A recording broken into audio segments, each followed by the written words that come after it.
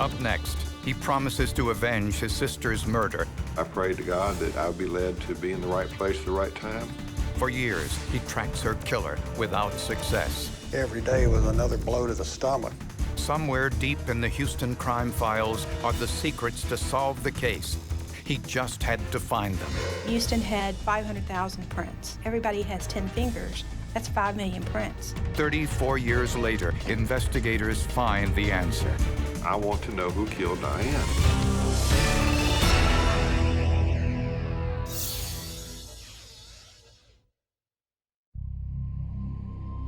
In December of 1969, Diane Maxwell pulled into the company parking lot in Houston, Texas. It was Sunday, and downtown was virtually empty. Diane worked for the Southwestern Bell Company, and her shift started at 1 p.m. But she never made it inside the building. A half hour later, a homeless man saw someone walking away from an old shack next to the parking lot. He walked back to the shack and walked very close to him, got a good look at him, and went on to the shack, and he found this young girl lying on her back with her hands tied behind her back, and he asked her if she'd been assaulted. She had said yes. She asked him to untie her, and he said no, but he agreed he would go call the police. Tragically, by the time police arrived, 25-year-old Diane Maxwell was dead. She was lying on her back, bra pushed up, small wound just above her navel, probably an inch in width. Diane was just 25 years old, a single mother of a 4-year-old son. Well, I would tell you that it was the most devastating thing I'd ever experienced. My first reaction was denial, that there's no way that, Diane could be dead. When my father called, he could barely speak, and my stepmother took over, who was much more composed under those circumstances and was really able to give me more of the details.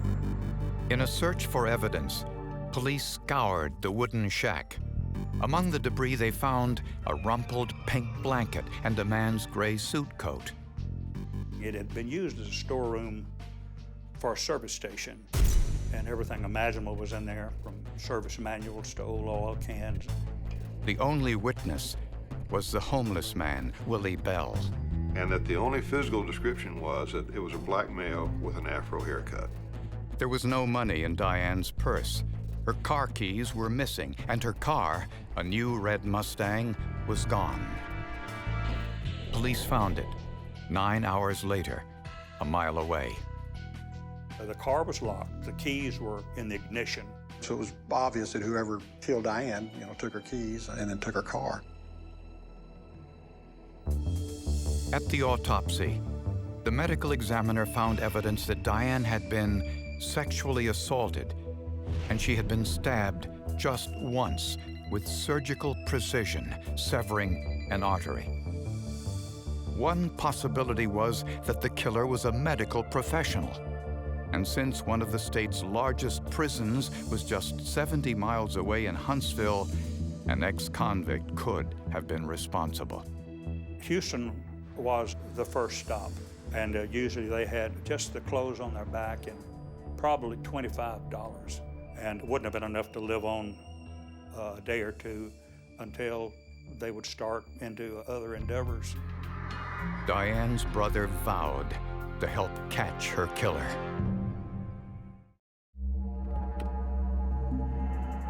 The senselessness of Diane Maxwell's murder shocked everyone, friends, co-workers, and family. I knew that she had been attacked and murdered, and I really never asked for any other details, just because I didn't think I could really deal with it. The last Thanksgiving we spent together, Diane had gotten me off to the side and said, David, if something happens to me, I want you to raise my son. And I said, okay, well, I will. And that was less than a month before she was killed. More than 20 of Diane's co-workers at the phone company quit their jobs. Many of those who remained armed themselves with ice picks and knives. It was very, very hard, and it was very public. because the news carried quite a bit of information about it, and you're seeing it on TV and you're reading about it in the paper, and I'm getting phone calls and even phone calls from people I don't know. But the killer had stolen Diane's red Mustang and abandoned it, leaving it a mile from the crime scene. I printed to the steering wheel inside the driver's door, and the T-shift the next day went back over it, and was successful in getting, I would say, 12 or 15 identifiable latent prints, very good prints, and many of them looked fresh. The prints, 3 partial fingerprints and a partial palm print, did not match those of the witness, Willie Bell, and he was eliminated as a suspect. In 1969, before computers, someone had to literally compare a print visually to all the ones in the Houston crime files, and there were millions of prints. Let's just say Houston had 500,000 prints. Well, if you think everybody has 10 fingers, that's 5 million prints. Now, if I were to try to take that latent and go look at 5 million prints, well, I don't know how many lifetimes it would have taken. It would have never happened. Instead, police compared the prints from Diane's car to everyone arrested for a crime committed after her murder.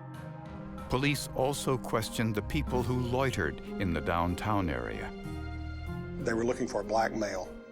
They knew that from Willie Bell told them it was a black male that they'd seen raping Diane. They did get a few leads, but they didn't pan out. Nothing pointed to the person that actually committed the offense. Since the fatal wound was made with surgical precision, police also focused on healthcare workers as possible suspects.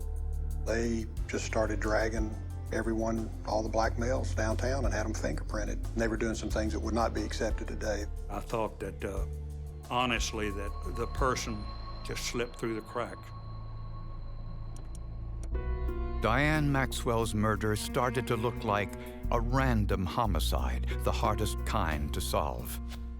Everyone assigned to the homicide division at the time, there were like 30 detectives. They all worked the case. But as time goes on, as you know, and the leads diminish, there just comes a point in time where there's no more trails left. Each week, as more and more fingerprints were added to the Houston files, examiners would compare those to the prints from Diane Maxwell's Mustang, with no success. We were confused. We expected that it would be resolved, you know, and you'd had the funeral and everything. Then you did begin to think about the resolution, and so it was very, you know, upsetting and hurtful that there was no resolution. Eventually, the trail of Diane Maxwell's killer turned cold, and for 17 years, there was virtually no progress. Nevertheless, Diane's father never lost hope. Every time I would see him, he'd say, "Son, I want you to solve this case before I die. I want to know who killed Diane." Our parents were quite elderly at the time, and so I know that was an impetus, but I think it was just an ongoing impetus. So at the age of 37, David Maxwell was accepted into the oldest and most exclusive law enforcement agency in North America, the Texas Rangers, an elite group with only 134 members. I thought about a great deal, that if I became in law enforcement, if I was able to eventually get in the Texas Rangers, and it remained unsolved, that I would be able to reopen the case and eventually solve it. What happened to Diane influenced him, and was certainly part of the reason that he decided to go into law enforcement. And by this time, the Houston Police Department had recently purchased an AFIS system, the automated fingerprint identification system, which can instantaneously compare unknown prints to those in the Houston database. David asked the department to run the unidentified prints found in his sister's car. At the time, they actually had to be traced. We don't do that anymore, but years ago, the traced image, we just had better luck with the tracing than the direct image. The image just wasn't as clear as it is now. Unfortunately, there was no match. I began to think that maybe he was dead, because I couldn't imagine that you would commit that type of crime, which was probably random, and never commit it again. And the case turned cold again for another 17 years. It was becoming clear that David Maxwell would need help.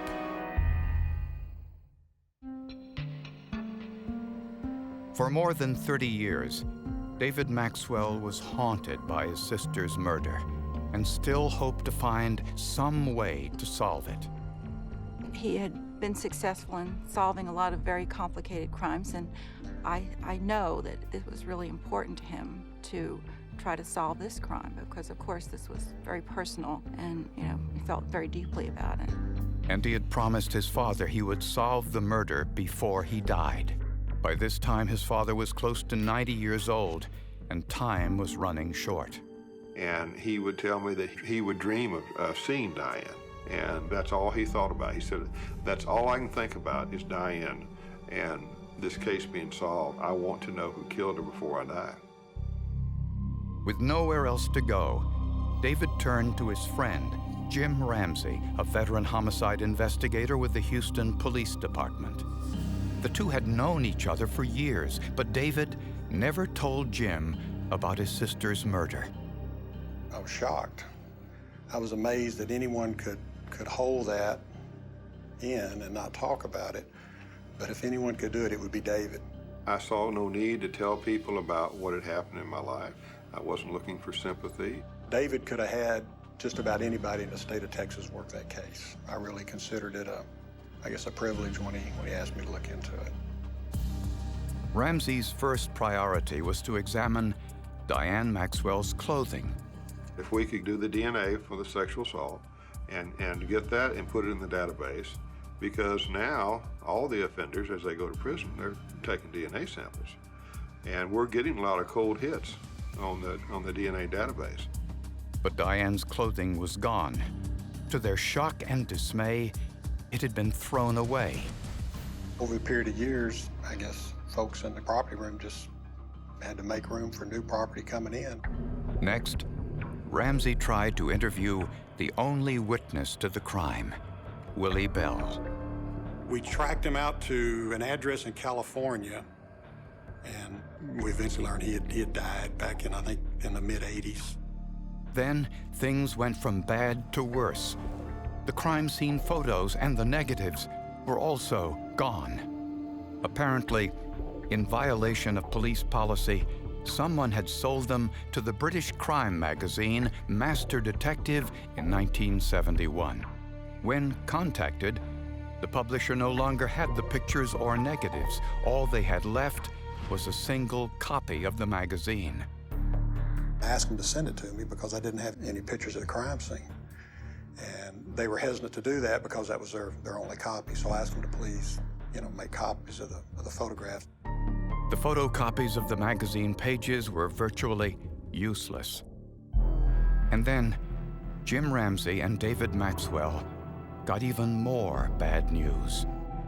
The killer's fingerprints found in Diane Maxwell's car that were supposed to be in her police case file were also missing. It was just like every day was another blow to the stomach. I knew they existed, and now they're gone.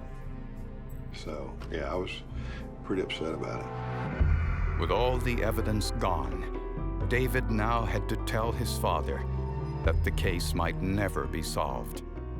And I prayed about it, because I knew that physically and as a ranger or whatever, I'm doing what I can do. But I prayed to God that I would be led to be in the right place at the right time. If the prints couldn't be found, there was nothing more anyone could do.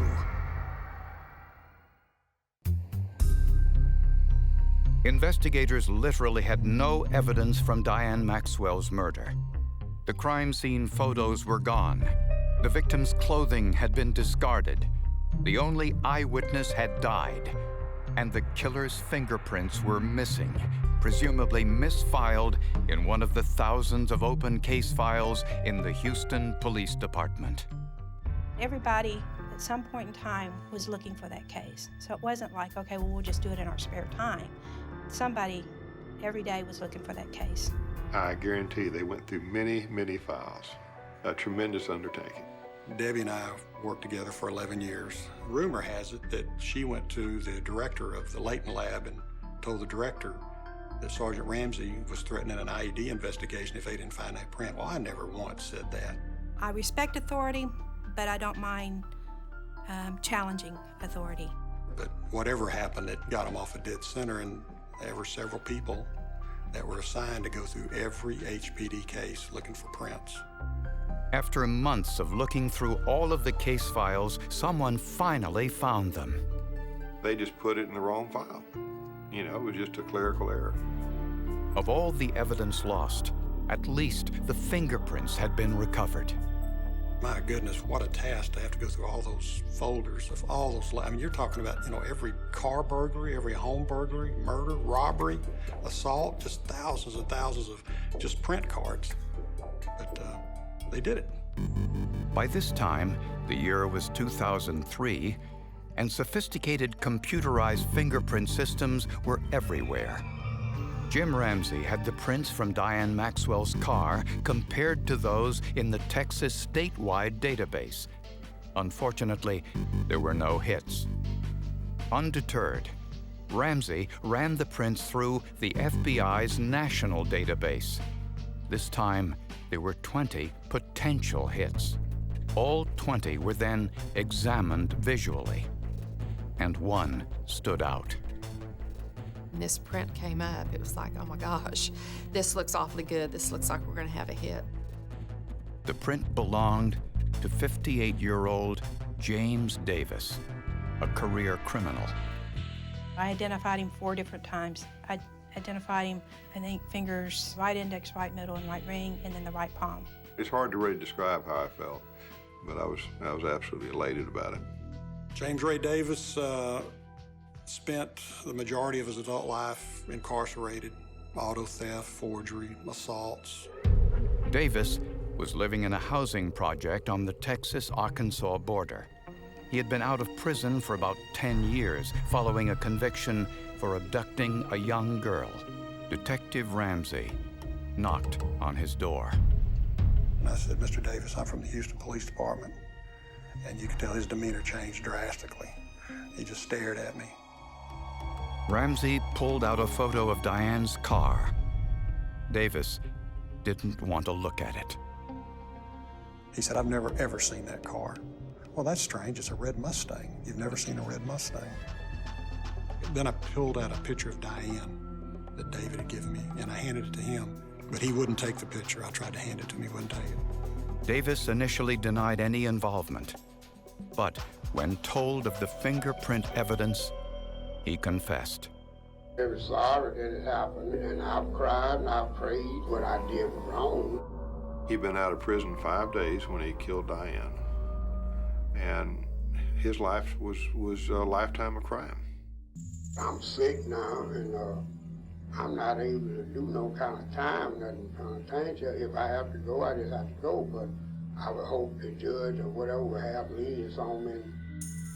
After more than 30 years, the mystery was finally solved. Well, my father was ecstatic. It just was a huge boost for him, you know, that they knew who it was. I've worked scores or hundreds of murders, and they're all important to me. But it's not very often that you're personally touched by them.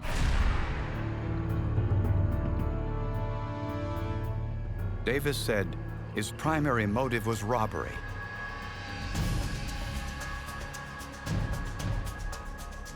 When he saw Diane get out of her car, he abducted her at knife point and took her to the wooden shack. He admitted robbing her, but denied sexually assaulting her, although the evidence clearly showed that he did. Then he stabbed her to death and stole her car.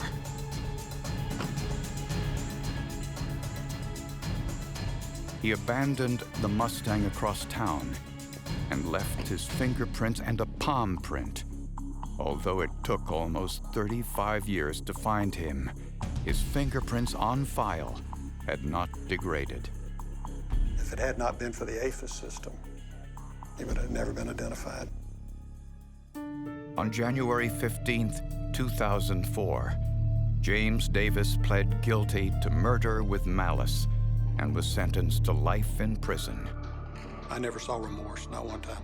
The only time I saw remorse is when he came to court and he pled guilty and the judge sentenced him to life. He didn't care about Diane.